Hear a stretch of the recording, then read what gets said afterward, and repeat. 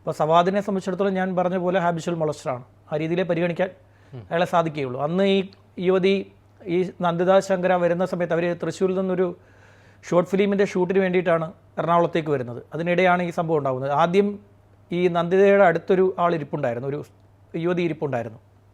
അവർ എഴുന്നേറ്റ് പോയ ശേഷമാണ് ഈ സവാദ് ഇവരുടെ അരികിൽ വന്ന് ഇരിക്കുന്നത്. അതിനുശേഷം ആ സമയത്ത് ഈ നന്ദിത അവരോട് ചാറ്റ് ചെയ്തിരുന്ന ആളോട്, സുഹൃത്തിനോട് ഈ വിഷയം പറയുകയും ഇവരുടെ ശരീരത്തിൽ ഉപദ്രവം ഉണ്ടാക്കുന്ന കാര്യം പറയുകയും ലൈംഗിക ചേഷ്ടകൾ കാണിക്കുകയും ചെയ്യുന്ന കാര്യം പറയുകയും തുടർന്ന് ഈ സുഹൃത്ത് പറഞ്ഞ പ്രകാരമാണ് അന്ന് ഈ നന്ദിത പിന്നെ ഈ ഒരു ബഹളം ഉണ്ടാക്കുകയും അങ്ങനെ പ്രശ്നങ്ങൾ അവിടെ നടക്കുകയും ചെയ്യുന്നത്.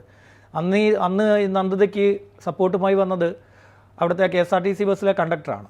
ആ കണ്ടക്ടറും ആ ബസ്സിലെ ഡ്രൈവർ പിന്നൊരു പിന്നെ നിയമ വിദ്യാർത്ഥി, ഇത്രയും പേരായിരുന്നു ഈ സംഭവത്തിൽ സവാദിനെ പിടികൂടാൻ വേണ്ടി മുന്നിട്ട് നിന്നത്. ബാക്കിയുള്ളവരൊക്കെ പിന്നാണ് വന്നത്.